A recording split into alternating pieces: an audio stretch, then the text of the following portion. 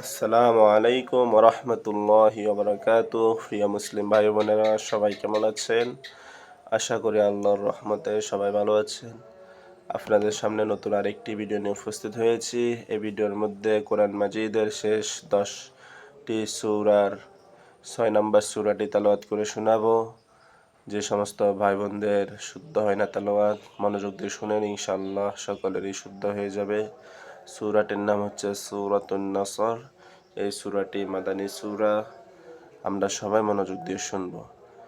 আউযু বিল্লাহি মিনাশ শাইতানির রাজীম। বিসমিল্লাহির রহমানির রহিম।